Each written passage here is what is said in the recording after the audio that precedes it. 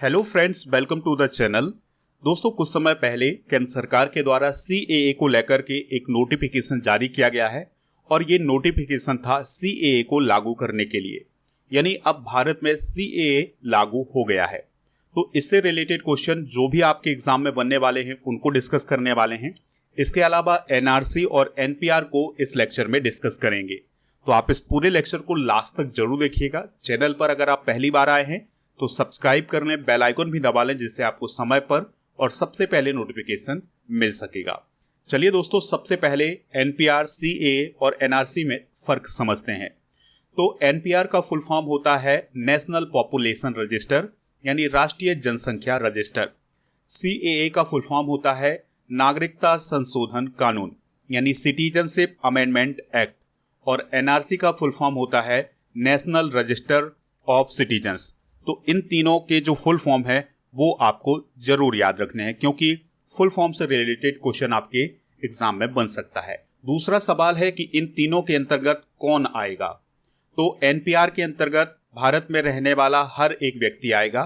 CAA के अंतर्गत पाकिस्तान, अफगानिस्तान और बांग्लादेश से आए हुए जो अल्पसंख्यक शरणार्थी हैं वो इसके अंतर्गत आएंगे। एनआरसी के अंतर्गत कौन आएगा?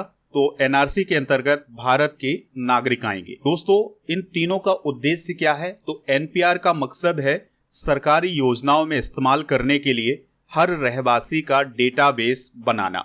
यानी कि भारत में रहने वाले लोगों का डेटाबेस बनाना एनपीआर का मकसद है और इसका इस्तेमाल सरकारी योजनाओं में किया जाएगा। सीएए का मकसद क्या है? तो पाकिस्तान, अफगानिस्तान और बांग्लादेश से आए हुए हिंदू, ईसाई, सिख, पारसी, जैन और बौद्ध शरणार्थियों को नागरिकता प्रदान करना। एनआरसी का मकसद क्या है? तो इसका मकसद है घुसपैठियों की पहचान करना। तो इन तीनों में डिफरेंस आप जरूर नोट करते जाइएगा। अब इन तीनों की परिभाषा भी देख लेते हैं। तो एनपीआर की परिभाषा है जो व्यक्ति 6 महीने से किसी पते पर रह रहा हो या अगले 6 महीने भी वहां पर रहने वाला हो तो वो एनपीआर के अंतर्गत आएगा। सीएए के अंतर्गत कौन आएगा? ऐसे अल्पसंख्यक शरणार्थी जो 5 साल पहले भारत आए हैं वो सीएए के अंतर्गत आएंगे। एनआरसी के अंतर्गत कौन आएगा? जिनके पास पहचान के वैध दस्तावेज हैं और वे इस देश के नागरिक हैं तो वो एनआरसी के अंतर्गत आएंगे। अब दोस्तों, इन तीनों में क्या नहीं होने वाला है? तो सबसे पहली बात है एनपीआर की। तो एनपीआर के अंतर्गत किसी भी नागरिक को नागरिकता नहीं दी जाएगी और ना ही उसकी राष्ट्रीयता छीनी जाएगी। सीएए के अंतर्गत पड़ोसी देशों यानी पाकिस्तान, अफगानिस्तान और बांग्लादेश से आए हुए गैर अल्पसंख्यक शरणार्थियों को नागरिकता नहीं दी जाएगी। और एनआरसी के अंतर्गत क्या नहीं होगा? तो नागरिकता की अंतिम सूची में जो जगह नहीं बना पाए हैं वे भारत के नागरिक नहीं कहलाएंगे। तो ये है एनआरसी, सीएए और एनपीआर में अंतर। चलिए दोस्तों, अब हम इन तीनों से रिलेटेड कुछ इंपॉर्टेंट क्वेश्चन डिस्कस करते हैं। सबसे पहले बात करते हैं नागरिकता संशोधन अधिनियम की। तो नागरिक संशोधन अधिनियम 2019 का उद्देश्य क्या है? तो दोस्तों, नागरिकता संशोधन अधिनियम यानी सीएए 2019 का उद्देश्य क्या है? तो इसका उद्देश्य है अफगानिस्तान, बांग्लादेश और पाकिस्तान के पीड़ित अल्पसंख्यकों को नागरिकता देना। इस प्रकार के क्वेश्चन आपके एग्जाम में बनेंगे। अगला क्वेश्चन है नागरिक संशोधन अधिनियम यानी सीएए 2019 किस पर लागू नहीं होता है? तो सीएए 2019 किस पर लागू नहीं होता है? भारतीय नागरिकों पर, क्योंकि ये पाकिस्तान, अफगानिस्तान और बांग्लादेश से आए हुए अल्पसंख्यकों पर लागू होता है। भारतीय नागरिकों पर लागू नहीं होता है, यानी भारतीय नागरिकों पर इसका कोई भी असर नहीं पड़ेगा। अगला क्वेश्चन है सीएए का पूर्ण रूप क्या है, यानी इसका फुल फॉर्म क्या है? तो इसका फुल फॉर्म है citizenship amendment act. Next question है नागरिक संशोधन विधेयक यानी सीएबी संसद में किस वर्ष पेश किया गया था? तो दोस्तों, नागरिकता संशोधन विधेयक पेश किया गया था 2016 में। यानी सीएए बनाने के लिए 2016 में एक विधेयक पेश किया गया था जिसका नाम था नागरिक संशोधन विधेयक। सीएए लोकसभा में कब पास हुआ था?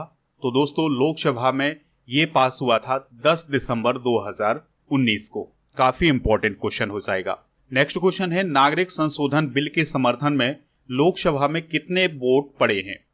तो इस क्वेश्चन का जो राइट आंसर हो जाएगा वो हो जाएगा ऑप्शन नंबर सी, यानी 311 वोट पड़े हैं। नेक्स्ट क्वेश्चन है, नागरिक संशोधन बिल के समर्थन में राज्यसभा में कितने वोट पड़े थे? आंसर हो जाएगा 125। सीएए राज्यसभा में कब पास हुआ था?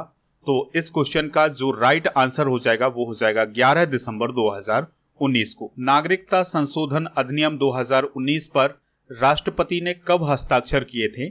आंसर हो जाएगा 12 दिसंबर 2019 को। और उस समय राष्ट्रपति कौन थे? रामनाथ कोविंद जी। अगला क्वेश्चन है, भारत में नागरिकता संशोधन अधिनियम 2019 कब लागू हुआ है, यानी इसके लिए कब नोटिफिकेशन जारी किया गया है?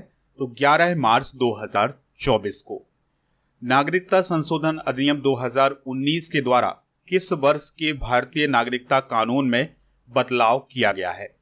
आंसर हो जाएगा 1955।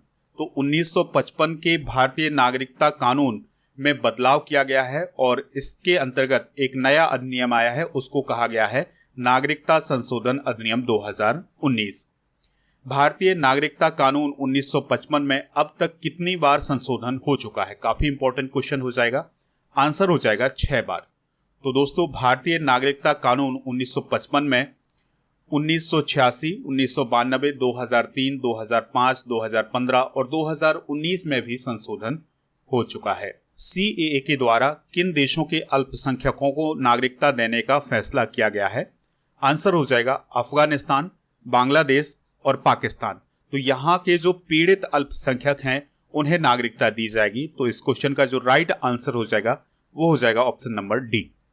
अगला क्वेश्चन है, किस तिथि से पहले अफगानिस्तान, बांग्लादेश और पाकिस्तान से आए हुए हिंदुओं, सिखों, बौद्धों, जैनियों और पारसियों और ईसाइयों को अवैध प्रवासी नहीं माना जाएगा? आंसर हो जाएगा 31 दिसंबर 2014। तो 31 दिसंबर 2014 से पहले जो अफगानिस्तान, बांग्लादेश और पाकिस्तान के अल्पसंख्यक शरणार्थी भारत में आए हुए हैं उन्हें अब अवैध प्रवासी नहीं माना जाएगा। नेक्स्ट क्वेश्चन है, अफगानिस्तान, बांग्लादेश और पाकिस्तान से भारत आए प्रवासियों को अब 11 साल की बजाय कितने साल पर नागरिकता मिल जाएगी? आंसर हो जाएगा 5 साल। लेकिन आपको यहां पर कंफ्यूज नहीं होना है। देखिए दोस्तों, यहां पर समझने की कोशिश करिएगा। 2014 से पहले अगर कोई प्रवासी नागरिक आया है इन तीनों देशों से तो उसे आज ही नागरिकता मिल जाएगी, यानी कि वो नागरिकता के लिए अप्लाई करेगा ऑफलाइन या ऑनलाइन तो उसे नागरिकता मिल जाएगी। लेकिन अगर कोई व्यक्ति 2014 के बाद आया है भारत में प्रवासी के रूप में इन तीनों देशों से, तो उसे 6 साल लगातार भारत में रहना होगा, तब उसे नागरिकता मिलेगी। और अगर कोई व्यक्ति आज आया है तो उसे अब 5 साल भारत में रहना होगा, तभी उसे नागरिकता मिलेगी। तो इन तीनों में आपको कंफ्यूज नहीं होना है। अगला क्वेश्चन है, सीएए के अनुसार प्रवासियों को भारतीय नागरिकता किस प्रक्रिया से मिलेगी? आंसर हो जाएगा देशीयकरण के द्वारा। देशीयकरण का मतलब यह है कि अगर कोई व्यक्ति भारत में आता है, रहता है कुछ सालों तक, उसके लिए जो प्रावधान किए गए हैं, तो उसे भारतीय नागरिकता मिल जाएगी। तो इसे देशीयकरण की प्रक्रिया कहा जाता है। अगला क्वेश्चन है, भारतीय संविधान के किन अनुच्छेदों में नागरिकता संबंधी प्रावधान किए गए हैं? तो भारतीय संविधान के अनुच्छेद 5 से लेकर के 11 तक नागरिकता यानी सिटीजनशिप का वर्णन किया गया है। अगला क्वेश्चन है, किस राज्य में एनआरसी सबसे पहले लागू हुआ था? तो ये काफी इंपॉर्टेंट क्वेश्चन हो जाएगा। आंसर हो जाएगा इसका असम में। तो असम में सबसे पहले एनआरसी लागू हुआ था।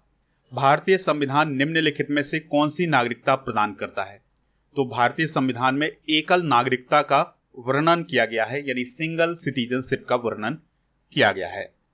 अगला क्वेश्चन है, किस अनुच्छेद के तहत संसद को नागरिकता के संबंध में कानून बनाने का अधिकार प्रदान किया गया है? तो इस क्वेश्चन का राइट आंसर हो जाएगा अनुच्छेद 11। नेक्स्ट क्वेश्चन है, निम्न में से किस आधार पर भारतीय नागरिकता नहीं प्राप्त की जा सकती है? आंसर हो जाएगा भारतीय बैंक में धन जमा करके। बाकी जन्म के द्वारा नागरिकता मिल जाएगी, देशीयकरण के द्वारा नागरिकता मिल जाएगी और किसी भूभाग के सम्मेलन के द्वारा नागरिकता मिल जाएगी। किसी भूभाग के सम्मेलन का मतलब यह है कि अगर कोई भूभाग भारत में शामिल हो रहा है तो वहां के नागरिकों को भारतीय नागरिकता दे दी जाएगी। देशीयकरण द्वारा नागरिकता प्राप्ति का एक तरीका क्या है? तो विदेशी पुरुष से विवाह करने पर।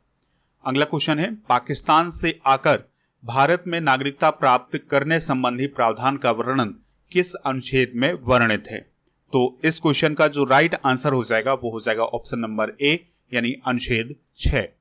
निम्नलिखित में से कौन सी शर्त भारत की नागरिकता प्राप्त करने के लिए नहीं है? तो दोस्तों इस क्वेश्चन का जो राइट आंसर हो जाएगा वो हो जाएगा संपत्ति स्वामित्व।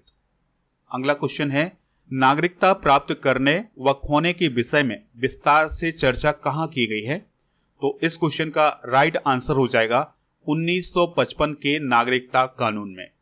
अगला क्वेश्चन है, कितने वर्ष तक लगातार बाहर रहने पर नागरिकता समाप्त हो जाती है? तो इसका आंसर हो जाएगा ऑप्शन नंबर सी यानी 7 वर्ष।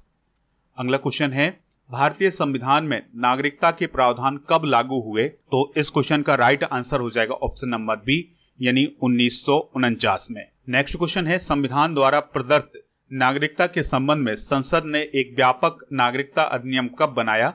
आंसर हो जाएगा 1955 में। भारत में एकल नागरिकता की अवधारणा अपनाई गई, तो ये किस देश से अपनाई गई थी एकल नागरिकता की धारणा? वो इंग्लैंड से अपनाई गई थी। जबकि अमेरिका में दोहरी नागरिकता है, यानी कि अगर आप किसी राज्य में रह रहे हैं तो उस राज्य की भी नागरिकता लेनी पड़ेगी और अमेरिका की भी नागरिकता लेनी पड़ेगी। नागरिकता प्राप्त करने के लिए शर्तें निर्धारित करने वाला सक्षम निकाय कौन है? तो आंसर हो जाएगा इसका संसद। नेक्स्ट क्वेश्चन है, नेशनल रजिस्टर ऑफ सिटीजन्स यानी एनआरसी का उद्देश्य क्या है?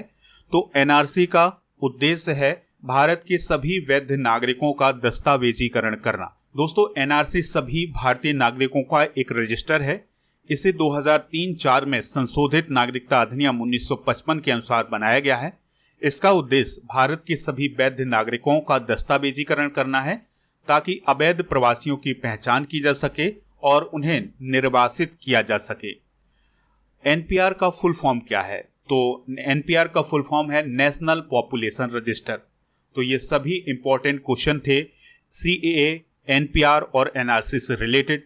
आपको ये लेक्चर कैसा लगा कमेंट बॉक्स में जरूर बताइएगा और आपको कमेंट बॉक्स में ये बताना है कि वर्तमान में भारत के गृह मंत्री कौन है। तो ये क्वेश्चन आपके लिए है, इसका आंसर आप कमेंट बॉक्स में जरूर बताइएगा। आप हमारे ऐप को डाउनलोड कर लीजिएगा, इसका लिंक डिस्क्रिप्शन बॉक्स में दिया गया है।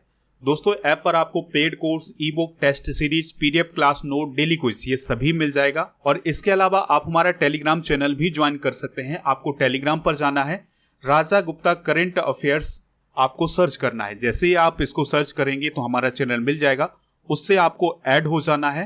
तो वहां पर आपको जो भी इंपॉर्टेंट नोटिफिकेशन है, पीडीएफ है, वो वहां पर मिल जाएंगे। और दोस्तों अगर आप हमारी ई बुक प्राप्त करना चाहते हैं करंट अफेयर्स की या फिर किसी भी सब्जेक्ट की, तो वो ऐप पर मिलेगी।